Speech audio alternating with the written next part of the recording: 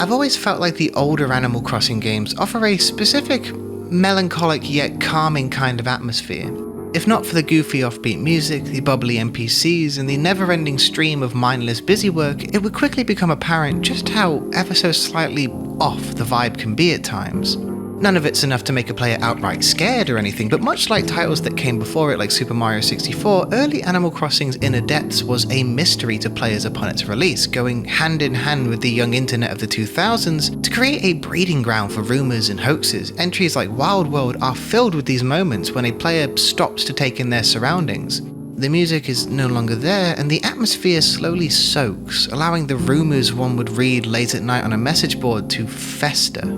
If you're watching this, then you probably have similar memories to my own, of playing these kind of games on a sleepy weekend afternoon with nothing else to do. I bet you're hearing the music right now just thinking about it, remembering the villages that made up your town, the events and holidays that truly made it all come to life. The thing is, can you actually trust those memories? How accurate are they? If you were to see something that you thought you remembered from the game, how would you actually be able to say for sure that it was really there? How would you know if I was lying to you?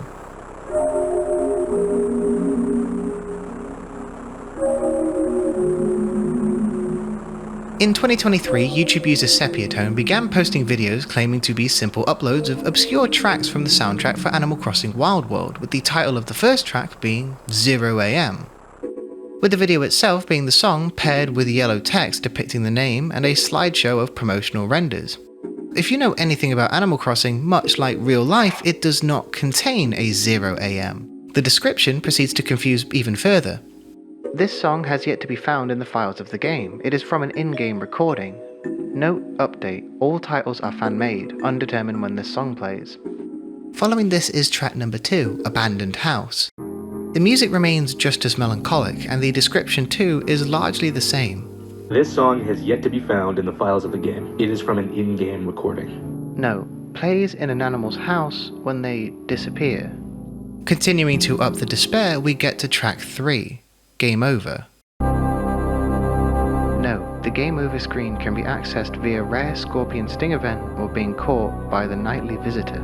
The video for this one is noticeably lower quality than the two before it, with jagged, poor resolution text and only a single image of Wild World's cover slowly zooming in throughout. At the end of the track, all of the music cuts out and the listener is left with a growing, oppressive sound of noise.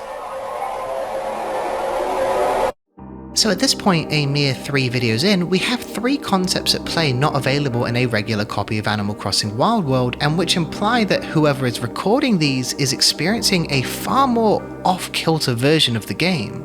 A version of Wild World where the villagers can completely disappear, not just move away. One that has a character known as the Nightly Visitor who the player is capable of being caught by, and has scenarios like a scorpion sting event that can cause the player to reach a game over. With of course the obvious implication being that the player character has perished from these 2 scenarios, and that revelation will become ever more obvious as we continue. Track 4. Waterfall Room. No, sorry about the footsteps. During this video, as the song plays, the screen transitions from a render of KK Slider to a particularly crunchy image of a player character stood by a waterfall. As the song plays, the footsteps mentioned in the description can be heard, although they sound to me less like real-life footsteps accidentally captured and more like an in-game sound effect. So if this sound does come from in-game, who is it? The waterfall itself is actually in the original game. Every town has one, and for a brief time it was the subject of a couple online hoaxes claiming that a player could climb steps to and access the inside of it. It was a time where the Wild West of the early internet allowed people to convince untold amounts of naive children that their favorite games had things they never knew about in them, and if you were around in this era, you probably have your very own hoax that you fell for hook, line and sinker, wasting hours of your life trying to make it happen in your own game. For me, it was Waluigi and Mario 64 DS. The video holds on this image until the very last few frames, where we hard cut to a Windows Movie Maker title card reading, "How to get to the Waterfall Dungeon, Step 1. Track 5, Funeral. There is no note for this one, nothing else to take away your attention. You're merely left with the song and the mental image of a game like this containing this scenario. and continuing with its theme, we get to track 6, Found. No. Plays in the graveyard. I can only assume that failure to escape the graveyard in this moment would result in one of the 2 game over scenarios that we've been told about, making the identity of the one who could find you pretty apparent. And from here, instead of simply peering into a window of this strange, alternate version of Wild World, we are pushed headfirst into the overwhelming waves of it.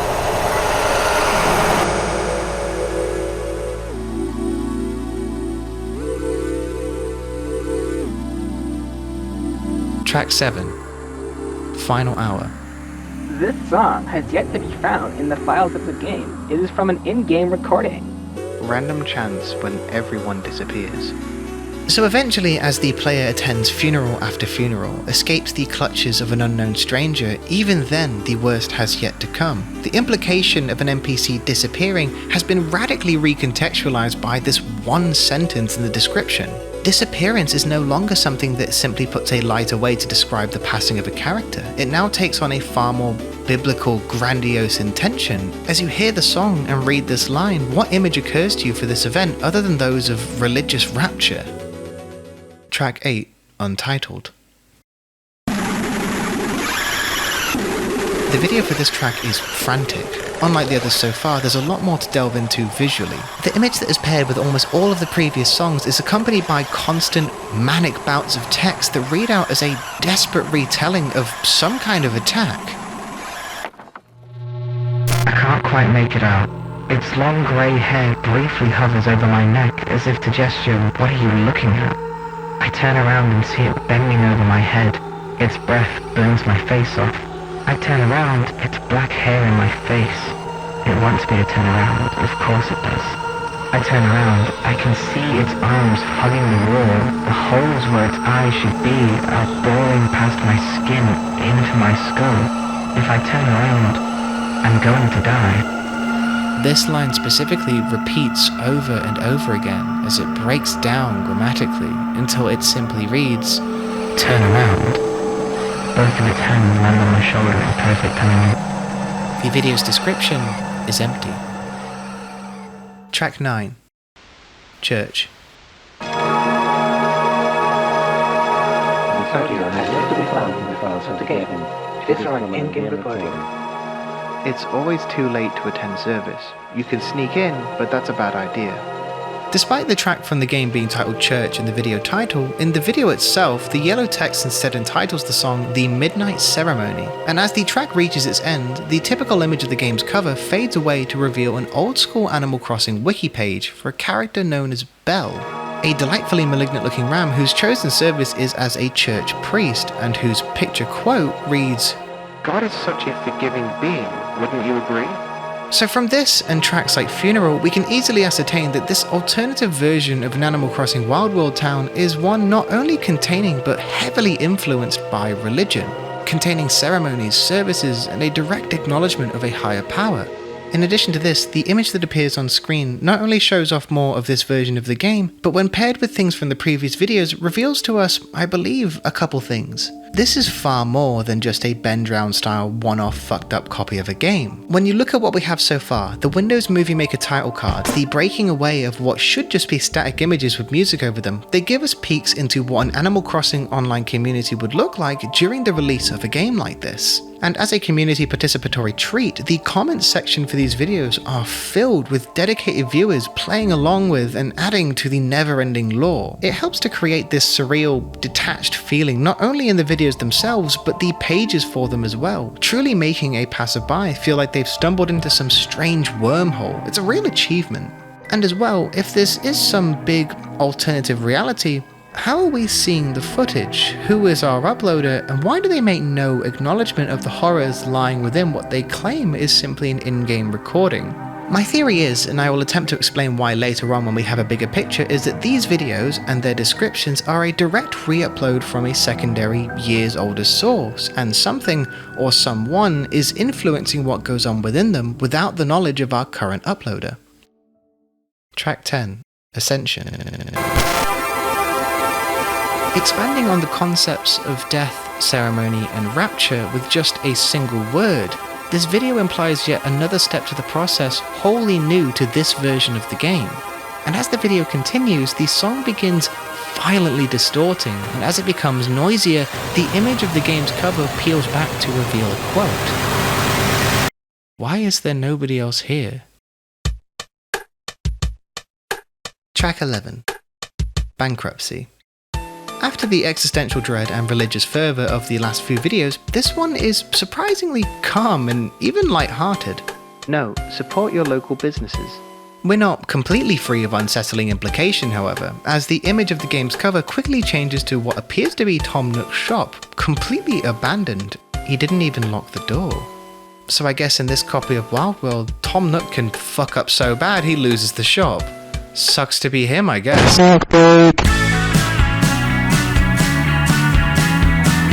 Up for today's snack time, we're gonna go put on a little brew while I work on this here video. But not just any brew, a proper brew. Yeah, we're drinking Yorkshire tea. You can't have a tea if you're not having Yorkshire tea. If you drink Tetley House, and if you drink Typhoon or any of that, you're not even human at that point. Letting it stew, giving it a mix, popping in your sweeteners, in your milling, it's done and it looks bloody gorgeous.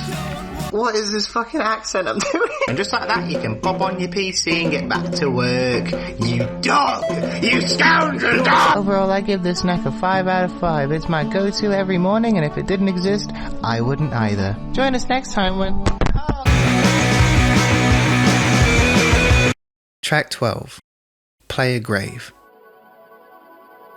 During this one, the image of the box art for Wild World we have long since come to distrust yet again fades away, this time to what looks like a player stat screen. The player in question is named David. They had been playing on their town for a combined total of 562 days, 13 hours, and 1 minute, and this player is dead. Their supposed final words being recorded as, "I don't want to go to heaven. No. Random chance while mourning a player's grave. He's in a better place." So not only did this version of the game still contain the online multiplayer component as ours, but if a player were to die, or maybe ascend, there is no coming back. Their town remains alive, if empty, and those who knew them can return to their grave to mourn the loss of their friend. Eventually, the stat screen begins to change, with all of the text being replaced by crosses and the player's face becoming that of a gyroid, a genuine glitch from the first Animal Crossing game by resetting the GameCube whilst playing on another town online. The video ends on this screen. Track 13, Church Prayer. During the song, a single image is shown of what appears to be the inside of the town's church during a service. Eventually, the speech box from Belle and several villagers fade out of sight, presumably ascending. The video fades to white before ending. This one is a bit confusing. Much like other moments, it seems to contradict information we were given before it, that it's always too late to attend a service without sneaking in. So this is either a successful sneak, or whoever wrote that note is telling porcupines. No. Plays during a church service prayer. To anybody who ascended last night, can you tell us if you got anything cool out of it, like some furniture or something? Track 14. Goodbye Note.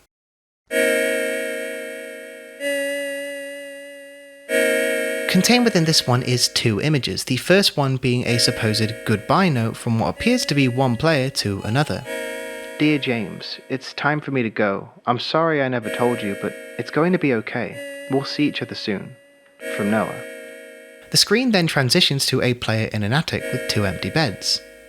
No, short loop that plays in a letter from when another player quits the game. Hidden under the usual note in the description is a quote from an unknown source. My brother quit playing the game yesterday and I got this fucked up letter sounding like he was gonna run away. When I asked him about it, he freaked out, insisting he didn't write it. I tried to press him on what had happened and he just started to break down, saying he was going to hell over and over again.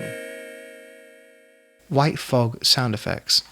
Breaking from the formula, the next video is a collection of in-game sound effects which play during different levels of fog that can appear in the town. As sounds play, the viewer is treated to several images of these different stages of fog, showing a harsh, oppressive white noise which slowly takes over more and more of the screen as these sounds themselves become ever more unnerving.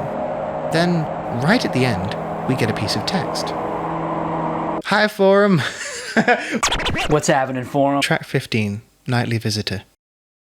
Right from the start, the audio for this one is highly distorted and broken. The sound of low bitrate artifacting splinters through your ears before abruptly stopping as the typical image of the game's cover art is quickly overlapped with, for the first time, full gameplay. The player character is upstairs in the attic of their home amongst two beds. One, presumably the player's, is coloured red and the other greyed out, for reasons we can probably guess. The player heads downstairs. They reach an empty room featuring a large cellar doorway with what looks like a symbol of the moon as its door. The player quickly runs past this, seeming to want absolutely nothing to do with the area. They come to a living room and there's a picture frame containing an unknown bandaged character on the table in front of it. As more of the room is seen, another frame featuring a picture of Belle is also visible. Quick correction, this is a character called Lucky and he's in every single Animal Crossing game, and these villager pictures are something that was introduced in Wild World where you get it by having a really good relationship with a specific villager, so this implies that whoever's playing is really good chums with Belle. The player leaves, only to wind up straight back in the same room again from the front entrance. The player, visibly confused by this, tries yet again to leave, only to once again be back in the same room as a strange jingle is heard. And just as you notice that the music has stopped, a phone begins ringing. The player sprints upstairs, once again skipping the moon room as the footage begins to stutter ever so slightly. They reach the phone in the attic and upon picking up the receiver, that's not the phone that's ringing. The player sprints downstairs and once they reach the bottom, the jingle is heard again, and the entire downstairs has become dark and devoid of all furniture. A snippet of the jingle plays, cut off as the player runs through to find the room still repeating itself. The phone stops ringing and we're shown a text box from the same character framed near the television. Sorry, I can't come to the phone right now.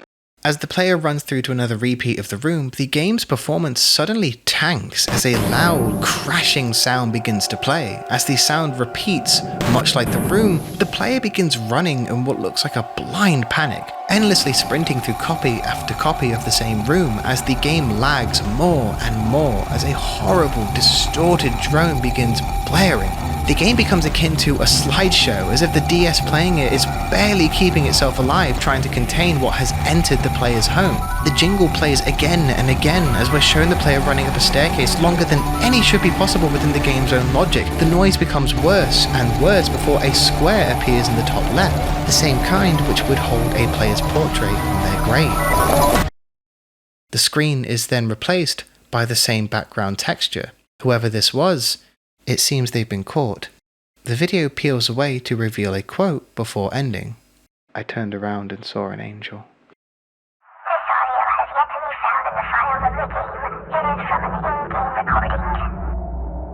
What is the Nightly Visitor? The Nightly Visitor is essentially the Brutus of Animal Crossing Wild World, a figure rumoured to hide in the shadows, taking the form of animals in your town. It is said to visit your town from around 11 PM to 4 AM, roaming near the graveyard. On rare occasions, the Nightly Visitor may enter your house and rearrange the furniture in your living room. If the Nightly Visitor catches you, you will receive the highly elusive Game Over screen, but also lose all of your progress. No dialogue in the game has ever been found to even acknowledge its existence, let alone the graveyard it resides in. Despite the rumours, the Nightly Visitor doesn't kill you in real life.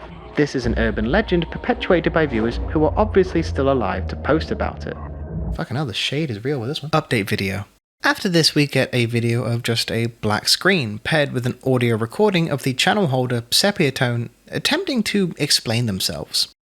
Hi, this is an update video on the Animal Crossing videos I've been posting recently. I never planned on using my voice to talk about these videos, but I don't want to just like make a community post. When I uploaded that Nightly Visitor video, that wasn't the, I swear that wasn't the video that I found. I would have freaked out if there was like gameplay footage and it like looked like that. I don't know what happened, I swear. I was like, okay, let me check my videos, right? None of them were there. I've been building a collection. I've been obsessively cataloging everything I could about this stuff, and it's just not there. So it's like, okay, my computer messed up, right? I'll just find the videos again. But I can't for the life of me find where I found them. It's all gone. It's like it never happened. So I'm like, in general, looking for any evidence that this even happened, and all I can see are people talking about the videos I uploaded. I don't know what this is. I don't know what just happened. Sepia Tone's distressed plea for help ends with a cut-off version of the jingle that at this point we can recognise as heavily associated with the Nightly Visitor. There is one video after this one, clocking in at a mere 6 seconds. Track 16, Jingle.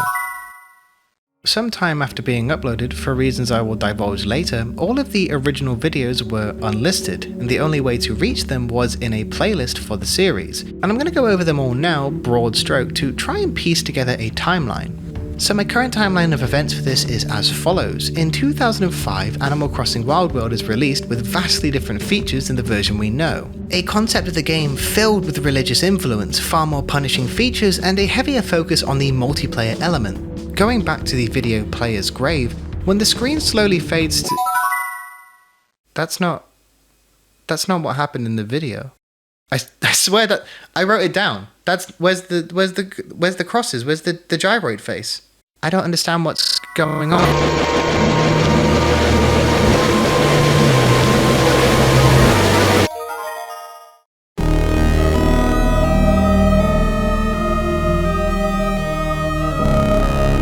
So after all of the videos were placed into a playlist as the only convenient means of watching the series, viewers began to notice that when rewatching certain tracks, something strange had happened. The videos had changed. Several tracks were slightly or even completely different when viewed again, as if something was able to go in and change what we already knew to try and send a message. And the track to receive the most glaring changes was the one for A Player's Grave. Initially, like I just showed, the video changed to have all of the text on screen vanish, and have the portrait for David's face changed to a cross as the Nightly Visitor jingle played and the music abruptly stopped. The video then changed to this variant, containing nothing but white noise and a piece of text. It's time to go. Please speak into the microphone. Perhaps a way for the game to register what would go into the final words section on A Player's Grave. After this, the video for Goodbye Note would also change, the song itself replaced with a strange, jittery track reminiscent of the artifacting sounds of Ascension. The yellow text usually used for song titles reads out, "I don't want to go yet," flickering in and out of existence with increasing speed before vanishing entirely. Then, Player Grave again changes, at first seeming to return to normal before the portrait of David turns to look at you. Don't close the menu. I miss you. It's so lonely up here. It's too bright in here. Don't leave me. Please don't leave me. Don't press the button. I don't want to be here. I want to go home. The screen suddenly jumps back to its original form, as if whoever was trying to speak was cut off, and the video fades to black. We then get a new track entirely, Waterfall Dungeon. The video is not a track at all, but is instead a slideshow tutorial very similar to the one we only ever got a brief glimpse of in the video for the Waterfall Room. The slideshow walks a viewer through accessing the secret waterfall room. The first step is to hit a stone in your town until that ever-present jingle can be heard. The player is to repeat this on different rocks throughout the town until the jingle successfully plays on 4 of them. If you miss one, you gotta start all over again. Thanks Nintendo. Heading to the river, you can now hop on newly appeared floating rocks and get to the waterfall itself. We are then shown a screenshot of the waterfall room, featuring a statue which appears to be in the same vein as the tile on the ground we saw all the way back in the Nightly Visitor video. The creator of the video then reveals that instead of the waterfall room and dungeon simply being one place with 2 different names, they are in fact 2 separate areas, with the dungeon being accessible from the room we are currently seeing. So that means the text at the end of the original waterfall room track is still a part of something we have yet to fully see. The video for Player Grave updates again, this time to a picture of a sky, while a modified, stripped back version of the track Final Hour plays. Player Grave then updates again for the final time. We are back to the screen with a cross-faced David. Text begins to appear below him and reads in a way that feels as if we're viewing one half of a conversation. You're in hell. You all are. It's an angel. He told me I was in hell. You're lying. Nobody remembers me. Don't cry. Hell will forget you too. After this, there is a video simply titled Night Visitor Sound Effects. Like many of the others, it is a Windows Movie Maker title slideshow explaining what the Nightly Visitor is and claiming to play some of its sound effects. The sounds included, in addition to their generally unnerving audio design, also imply things the visitor is capable of which aren't the most pleasant of mental images to conjure. Eat, hide, growl, change, and lastly, disappear. Whether this is the visitor themselves disappearing or causing a player to is unknown. Of further interest is the video description, the first to completely break from the mold of notes after explanation. I'd like to break this vague character I've been playing into for these descriptions to voice my confusion about this entire thing. These past few months I've been obsessively scrounging up as much info as I can, and it's only left me more and more confused. There was more than one person behind this stuff. It's an entire community of people doing one big inside joke, and it actually kind of weirds me out how nobody's ever talked about it. I personally thought the Nightly Visitor was some kind of cosmic entity character, but these people kind of just mention it like it was a feature. Like, yeah, there's just a part of the game where you can die. There's also an evil monster that kills people. It's not just one thing either. It'd make sense if this was just a weird inside joke that didn't take off, but it's like they're playing an entirely different game. I mean, like, in-depth, pages-long strategy guides on shit like Waterfall Dungeon Level 5, Halloween Furniture Guide, Successful Villager Prayers, How to Escape the Visitor. There's just countless discussions about these features that don't exist, and nobody calls them out. It's really late for me. I'll probably share more tomorrow when my head's on straight. Thank you for being patient. The final video to be modified is the video for Jingle. While still only lasting a few seconds, the jingle itself, for the first time, sounds completely different to how it normally does.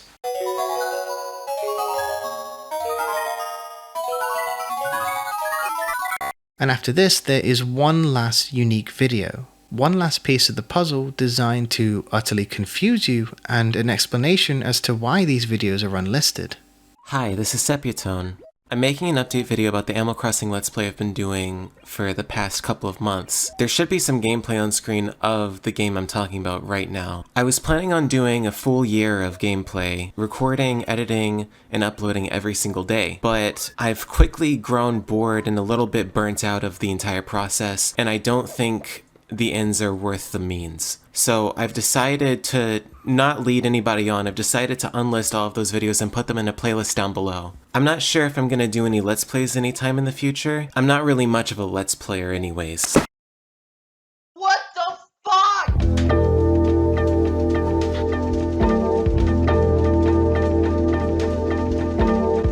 So my current timeline of events for this is as follows. In 2005, Animal Crossing Wild World is released with vastly different features than the version we know, a concept of the game filled with religious influence, far more punishing features, and an even heavier focus on the multiplayer element, truly being focused on presenting itself as a living, breathing world with events like a player quitting causing all who know them to receive a letter explaining where they've gone, as if they were about to vanish in the real world. This version of the game is one where life on it will continue on any town started, whether or not there is anyone there alive, as not only can the villagers perish within this version, but a player can too. And if they are to die, other players that know them can mourn the loss at their own grave. As the game is discussed online, players on forums start trying to discover the deeper secrets that lie within their sleepy little towns, eventually discovering that the waterfall holds a secret, which can lead a player to an area known as the Waterfall Dungeon. And then, right as the player begins the process to make it to the dungeon, something lying dormant within the game is awakened. I think that the videos and slideshows portray a series of events out of order, in which, after unlocking the Waterfall room, a player is able to have access to the dungeon from within their very own home. And after this, the world in the game begins to change. Events like the fog begin to occur and villagers begin to slowly disappear. Then, as that jingle plays again and again, it becomes clear what it represents: the coming of the Nightly Visitor. As players were discovering the more sinister side of the game and having the concept of ascension and disappearances normalized to them, a mass event occurred: a rapture. Overwhelming disappearances of players, so many taken that the ones who remain are baffled, unable to figure out where everyone else has gone. as players are taken from the world either through the form of ascension or left on the mortal plane to be claimed by the visitor. And where I think things start to become supernatural in our world is through the videos like Untitled. The depiction of this encounter describes the constant fear of turning around, knowing that once you do, you'll be caught by this imposing, shadowed figure, one that is constantly goading you into viewing it, as by the time that happens, it's already won. And in the video of the nightly visitor encounter, the very end shows text that reads, "I turned around and saw an angel," identifying the creature that the Untitled video also describes. So my theory is, the game is released and grows ever more popular. Thousands are invested, fostering online communities who all played together and grew their own towns. Almost as if by design, right as the game is at its peak, several players discover the waterfall trick, which unleashes this malevolent force into their games. And what follows is the rapture, not just in the game, but in reality along with it. Think of the constant mentions of religion throughout, the characters like Belle who preach the Lord as forgiving, the constant mentions of heaven, and the blissful, ethereal way that Ascension is presented. I think it's all a ruse, an effort to give a false sense of security to a player by a creature claiming to be an angel, a savior. And when a player has gone through the right steps to transform their console into a conduit between this force and themselves, the facade drops entirely. This angel shows its true form as that of something evil after it's far too late for a player to escape. From there, the person playing has already been claimed, with the device that was their very undoing recording their final words. I think the fate of the player David and many more like him is represented through all of these modified versions of the videos. He encounters what he believes is an angel who tries to tell him he is in hell and must go with him, as now is his time. The rapture is upon them. David doesn't want to go, he doesn't want to leave his family behind, but it's too late. From there, his grave is the only way one has of contacting what is left of David. Someone, presumably a sibling who has yet to ascend, discovers this, and they are the ones speaking to David, with the versions of Player Grave being different interactions between David and this other player. At first, he's in a blind panic, desperate for any kind of help, and once it's apparent that there is nothing that can be done for him, he resigns himself, hopeless and convinced no one will remember him, and that the same fate will befall the one talking to him. There's another video about this series by a YouTuber called ASTREI, and if you've enjoyed my stupid rants so far and want a different take, then you should check it out if you haven't. They come to some very different conclusions in me, but I think that's all part of the fun with this kind of analysis. Particularly, they draw this narrative through line attempting to connect the stories of David and the two players name dropped in the Goodbye Note video. But I like to think of these as all different unrelated characters. I don't think this series has any one set of protagonists or storyline. I think these characters are here to represent the two ways the conduit claimed players. The first way, through Ascension, how players like Noah were taken. Then, when that was finished, the nightly visitor came for these stragglers like David. But no matter what, the facade ends the same way. They're told it's time to go, then they're asked to speak into the microphone. All of these clips and snippets are supposed to show just how large scale this all was, how a community was taken and destroyed by this malevolent force. And that's another thing. I mentioned earlier in the video about this being an alternate universe version of the game, but I now think that this is no longer the case, and that this is the same wild world that we are still playing today. Throughout the series, there are constant allusions to the idea of being forgotten. There are mentions of it time and time again, from the likes of David saying he knows he has been forgotten, Sepiatone no longer being able to find the original forum these videos were sourced from, thinking it's so strange that everyone is acting as if none of this had ever happened, as if everyone had simply forgotten this version of the game. And to add on to that idea, there is the final video where Sepiatone is talking about their Let's Plays of Animal Crossing. This happens right after the original update video, which ended with the beginning sound of the jingle, the sound that always represents when the sinister side of the game has woken up. I think that whatever evil force is within this game and is pulling all these strings wants to be forgotten. It accomplished its goal, claimed the souls it wished to, and began to alter everyone's memories. The family members of those ascended began to forget them. The features they influenced in the game were forgotten. Everything seemingly gone. That is, until Sepiatone stumbled across one last vestige of what the game used to be on an old forum. From there, they downloaded what appeared to be simple pieces of music within the game, but once uploaded, it became apparent that the remnants of the souls claimed were trying to break through, to reach out to viewers and show what happened to them through echoes of it all, to make us all remember. The evil which had contained them, once again awoken, began to influence Sepiatome themselves. This is what the jingle in the update video represents. From there, all of a sudden, the videos were unlisted, and Sepiatome's memory is that of making a simple Let's Play series of a different Animal Crossing game, not the discovery of this rapture. But the videos weren't deleted, they weren't made private, they were made unlisted, trapped away, but not entirely forgotten. These souls trapped, writhing and fighting, changing the content in them to anyone who was still able to see, desperate for freedom.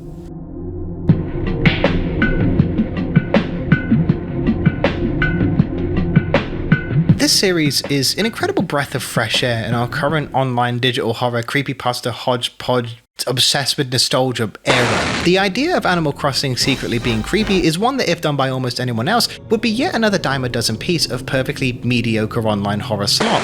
But this series, through its unique formatting, its focus on audio design, and the unprecedented way it was able to fuck with viewers' heads thanks to the use of playlists and unlisted videos, something I've never seen done this way in anything else, led to that special kind of viewing experience where your eyebrows raise, your hands go to your mouth, and you can think one thing and one thing only. Holy shit, this is fucking cool. I'm not sure if this series is over. It's had so many fake outs and seeming endpoints that there is no way to tell what is a real ending and what is yet another ruse to fuck with you. The blending of the series itself with Sepiatone's YouTube channel makes it so we have no idea what upload is a part of the ARG and what is just a simple shitpost to get a giggle out of you. What's up guys, today I'm playing Roblox. And that kind of tense ambiguity is one of my favourite feelings a YouTube channel that hosts this kind of content can elicit. If any of my unhinged wild theories or ramblings have piqued your interest, then I really recommend that you check out the original series, both versions of the playlist to get the full effect, and other videos about it like the one by ASTREI. It's a goldmine of digital horror, and my sliced up overview can never compare to the experience of watching the real deal. Here's hoping that this series can inspire even more ones like it that choose to present themselves in wild, different ways, ones that fuck with the format given to them and can wow a viewer time and time again. Overall, I'd still rather play this over New Horizons even if I do get sucked into a DS and forced to pay off Tom Nook for all eternity.